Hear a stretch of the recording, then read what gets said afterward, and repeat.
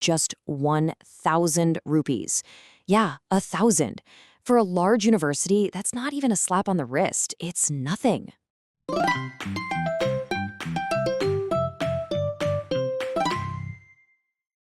So, India's higher education system, it's about to go through a massive shakeup.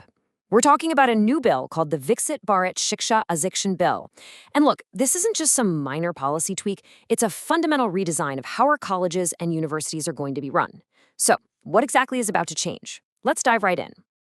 Okay, first, you really have to wrap your head around the sheer scale we're talking about here.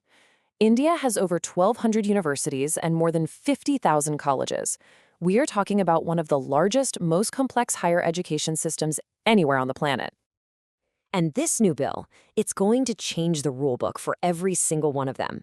So the big question is, what's actually in this reform? And maybe more importantly, why should millions of students and thousands of institutions really be paying attention? Let's unpack it. To really get what this new bill is trying to do, we have to first understand the problem it's trying to fix. And that means we need to take a quick look back at the old system, which honestly was a pretty complicated maze to navigate. For decades, universities were caught in this tangled web of different regulators. You had the UGC for general universities, the AICTE for technical ones, the NCTE for teacher training. It was this whole alphabet soup of agencies. And frankly, it created a mess. You had conflicting rules, overlapping jurisdictions, and just huge delays in getting anything approved. Institutions were buried in paperwork, forced to focus more on just being compliant than on the actual quality of their education. So how do you fix a maze like that? Well, the government's answer isn't just to patch things up here and there. Nope. They're introducing a whole new philosophy with a completely new blueprint. Let's see what that looks like. At the very heart of this bill is the creation of a new body, the Viksit Bharat Shiksha Adhishtan. The big idea is to have one single authority replace that confusing mess of the UGC, the AICTE, and the NCTE. The goal here is simple: streamline the whole system and bring clarity where there used to be just a ton of confusion. Now, the philosophy driving all of this was first laid out in the 2020 National Education Policy, and it's perfectly captured in this really catchy phrase, light but tight. Sounds good, right? But what does that actually mean for a student or a university on the ground? Well, light is all about cutting the red tape. The idea is to give universities more freedom, more autonomy to innovate and design their own courses. It's about shifting the focus from constantly asking for permission to actually delivering quality. Tight, on the other hand, is where the accountability comes in. It means high standards and a laser focus on what students are actually learning, making sure degrees hold real value through transparent and rigorous checks. So we have this big idea of one regulator with a light but tight approach. But how is it actually designed to work? Well, the bill lays out a very specific structure that's all about separating powers. Instead of one giant body trying to do everything, the new system cleverly splits the work into 4 distinct parts. At the top, you have the main commission, which sets the big picture vision. But under it, you have 3 specialized councils. Think of it like a restaurant guide. The Standards Council is the one that writes the recipes for a 5-star meal. The Regulatory Council inspects the kitchens to make sure they're clean and following all the rules.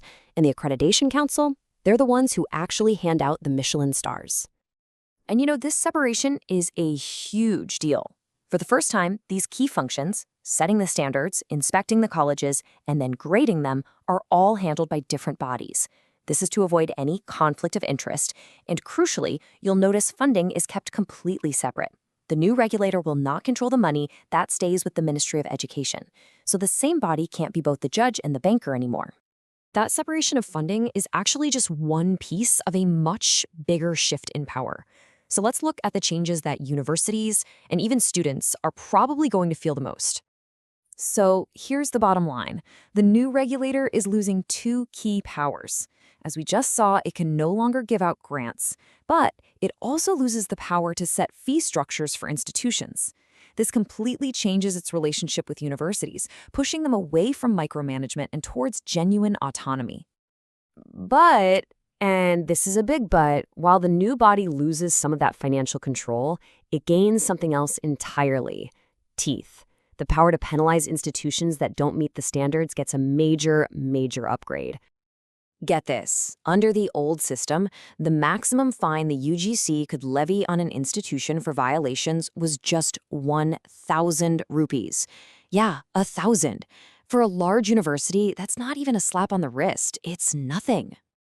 The new bill, however, allows for penalties starting at 10 lakh rupees and going all the way up to 2 crore rupees for serious violations. Now that is a game-changing increase in enforcement power.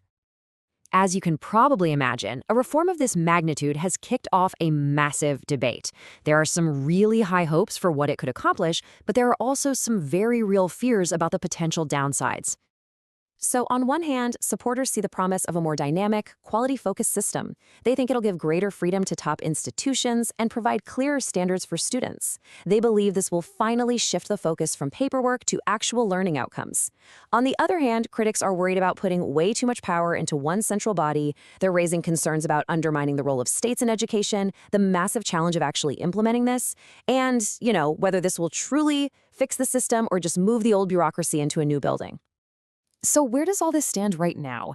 The bill was cleared by the cabinet and introduced in Parliament late last year, and this is important, it is not law yet.